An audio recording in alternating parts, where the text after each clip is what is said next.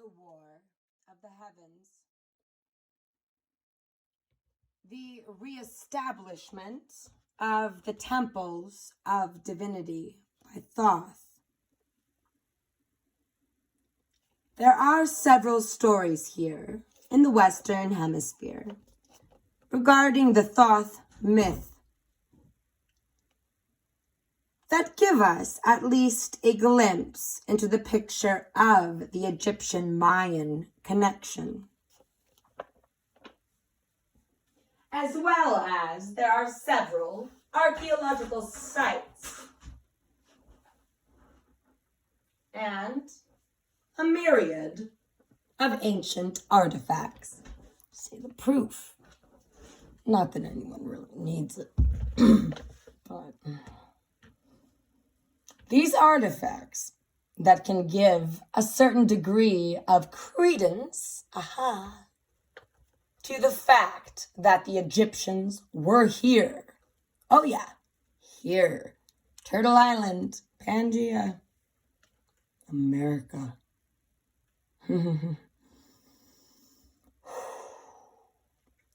These Egyptians had considerable impact upon the Americas. Like this artifact from a burial cave in southern Illinois, rendered possibly from as far back as 800 BCE. And there are many more which will be covered in detail in a future publication.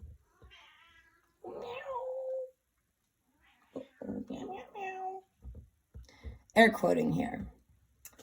There were great wars in the heavens in those days. This is what the Mayans tell us.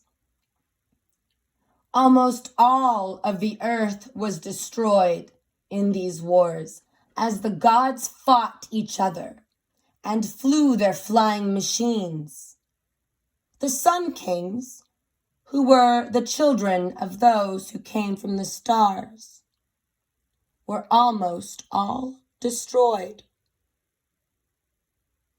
There was a truce after many years, and the feathered ones, vowed to keep the knowledge alive, and this is how they came to build the mystery schools here in the land of the Maya. Bird tribes unite. Represent. Avian, what's up? All the great temples to the north were gone, and the children of these gods and the gods themselves who were left were forced to live underground. The inner earth, the land of the smoky sun. Google Temple of Abydos, Abydos, which was found beneath the waters of Aswan Dam. That is spelled two words, Aswan, second word, Dam. Google it. Proof, if you need it. The question is, how could the Egyptians have seen so clearly into the future and depict many present-day events?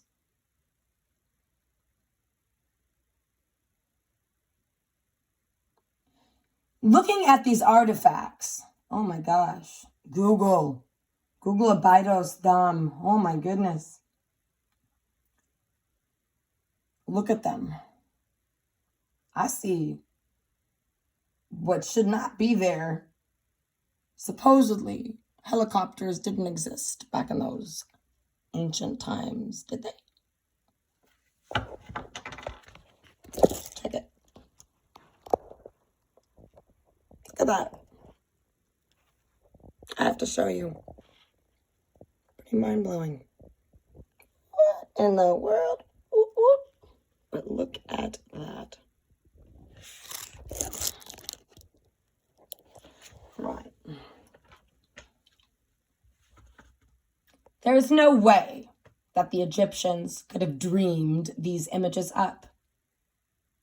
They had to see through a methodology that has since been lost to us. Do you think they flooded the temple deliberately? Interesting. I do, actually. That's my opinion. I do. I do think there was a deliberate flood. It was at the end of these wars that Kukulkan, or Quetzalcoatl, came to the Maya and began building many great cities that were actually schools where the knowledge of the cosmos could once again be taught. For if they did not, humanity would lose all memory of their heritage. Then, here we go. We become the species with amnesia, born not knowing the truth.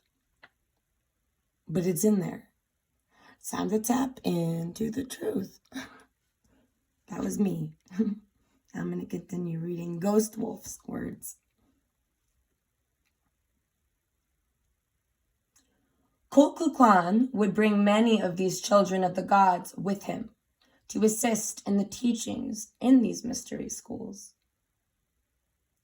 After the Wars of the Heavens, sometimes called the War of Ra's in the Egyptian myth, where Horus warred against his uncle who had murdered his father Osiris, there was a peace, like a truce, a peace. Perhaps because of the shock of the near total annihilation of life upon the earth. Like, oops, we done blown too much up. Oops. Shit. Apple doesn't fall too far from the tree. Oh, shiznits. The Mayan believed that those who created the original Egyptian civilization came here in the deserts of North America. After these wars of the heavens were written about in petroglyphs from present-day Mexico throughout America and Canada, the climate, oh so key in all of this, the climate was altered severely. There was much destruction and many areas were no longer fit for life. The sun began to put out energies that were destructive. Yeah. And actually caused the gods and their offspring to become ill and die. The gods returned and wondered where they would build their temple of knowledge, and the lands of the Maya were the only place where it was favorable for living. Without sickness, although they carved out a great system of tunnels to connect them to those who were still in North, like America. Believe it, there's a lot going on. There's a lot going on underneath us, within the earth, underground. These could not come to the land of Maya because they'd get sick. There are so many words in the ancient Egyptian language that come from the Mayan language. So this is proof that these stories are not just made up.